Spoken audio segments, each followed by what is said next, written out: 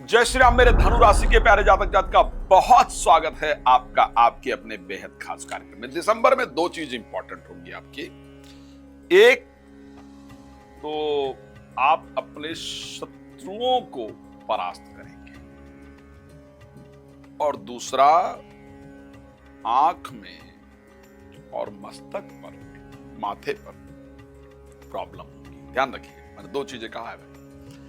एक तो होंगी तो कई सारी चीजें अच्छी होने वाली हैं, इवन बृहस्पति वक्री होने वाले हैं तो अच्छी तो होंगी ही, लेकिन दो चीजें इंपॉर्टेंट हैं। एक तो जो आपके कॉम्पिटिटर्स हैं, जो आपके विरोधी हैं, चाहे वो प्रोफेशनल लाइफ हैं और चाहे वो पर्सनल लाइफ हैं, वो उनको आप डिफीट करेंगे, उनको आप परास्त करेंगे।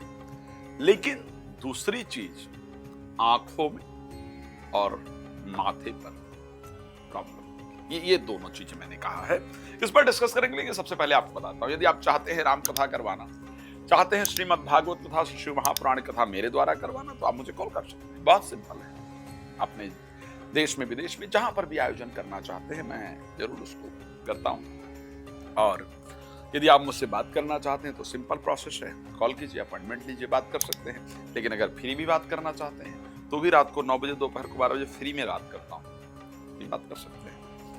वर्षफल 2026 का प्राप्त करना चाहते हैं तो भी कॉल करके कर सकते हैं। लेकिन आइए उस इंपॉर्टेंट टॉपिक पर चलते हैं जो आपके लिए इंपॉर्टेंट है। 2025 का सबसे अंतिम महीना, और इस अंतिम महीने में क्या क्या खास है। खास होगा 5 तारीख को बृहस्पति का वक्री होना, और वो होंगे आपके 7th हाउस में। ये खास है आपके लिए भाई। अब क्या होता है कि बहुत बार ऐसा रहता है भाई, इस महीने कुछ लोगों से मीटिंग होनी है, कुछ लोग आ रहे हैं, कुछ लोगों से हम मिलने जा रहे हैं जिनसे हमारा काम है नहीं। ऐसा होता है ना जनरली कि भाई कुछ रिश्तेदारों से मिलना है जिसके बारे में अपने रिश्ते को लेकर बात करना है, पारिवारिक रिश्तों को लेकर के बात करना है। कुछ लोगों से मिलना है जिनसे अपने प्रोफेशनल रिलेशन मेंटेन करना है, जिनसे आगे बिजनेस की बात करनी है, जिनके द्वारा मुझे नौकरी मिल सकती है, प्रमोशन हो सकता है, बॉस से बात करना है। तो ये जितने इंटरेक्शन वाले होते हैं ना, चाहे वो रिश्ते की बात की जाए, चाहे जिस चीज की बात की जाए, चाहे मीटिंग्स इत्यादि की बात की जाए, ये सब कुछ डिपेंड करता है कि मेरा ऑरा किस प्रकार का है। अगर मेरा ऑरा पॉजिटिव है तो ये सब कुछ मेरा बेहतर हो जाता है, और अगर मेरा ऑरा नेगेटिव है तो चाहे जितना मैं अच्छा करूं लेकिन वो होता नहीं। कई बार कुछ रिश्ते खराब चल रहे होते जिनको ठीक करने के लिए भी मीटिंग करनी है, उसके लिए भी ऑरा पॉजिटिव होना बहुत जरूरी है। अब वो ऑरा पॉजिटिव कैसे होता है?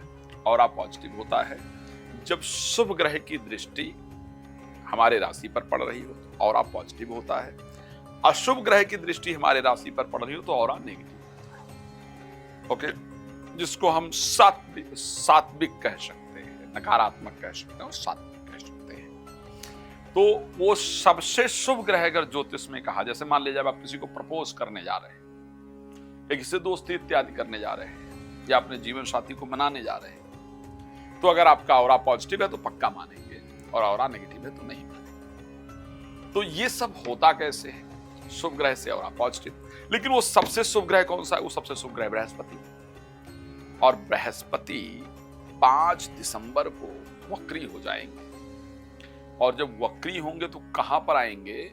आपके 7वें घर में आएंगे, और जब वो 7वें घर में आएंगे तो आपकी राशि को दृष्टि दे देंगे, आपकी ऑरा को पॉजिटिव कर देंगे। वो राशि के स्वामी है। तो जब राशि स्वामी अपने राशि पर दृष्टि देते हैं तो ऑरा पॉजिटिव हो जाता है, और जब ऑरा पॉजिटिव हो जाता है तो जिस भी चीज पर हम प्रयास करते हैं लोग हमको सीरियसली लेते हैं।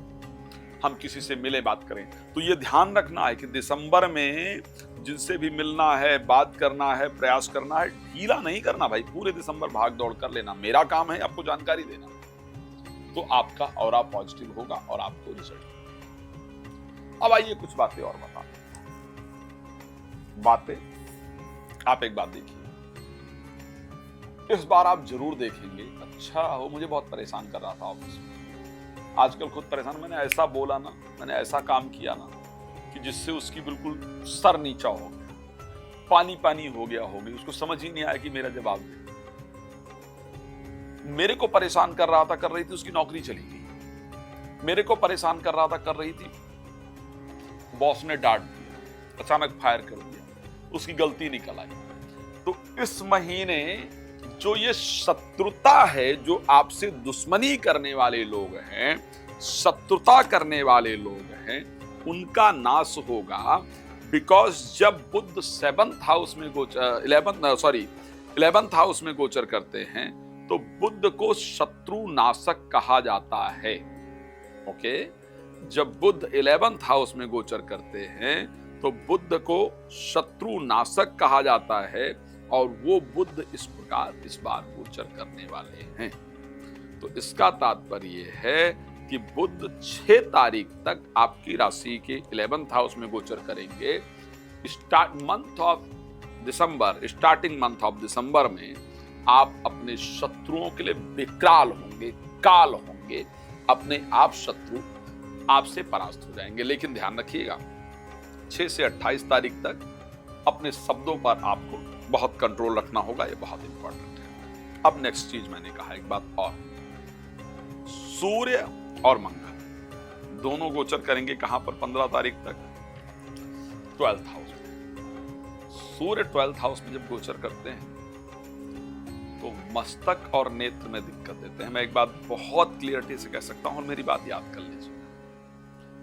चाहे आपको इस महीने में अपनी आंख में गुलाब जल ही डालना पड़े, चाहे आपकी आंख लाल ही दिखे, लेकिन दिखेगी जरूर, और ये बाईं आंख में होगा, इसको ध्यान रखिए।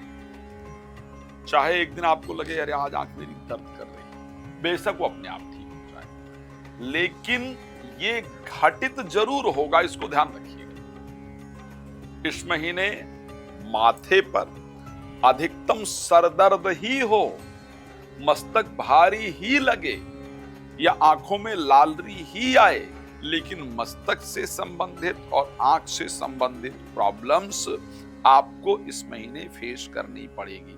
एक और बेहतर जानकारी दे दूं, कृपया इस महीने कम से कम 20 दिसंबर तक आपके द्वारा शेयर मार्केट में पैसा नहीं लगाया जाना है, ध्यान रखिएगा, और ना किसी को कर्ज इत्यादि। मैं जानता हूं भी आप लोग बहुत कुछ जानना चाहते हैं, बट क्या करूं, मेरे पास समय कम है, और इसीलिए लाइव आता हूं रात को 9 बजे, दोपहर को 12 बजे। आइए जुड़िए, कथा कराना चाहते हैं तो आप मुझसे संपर्क कर सकते हैं।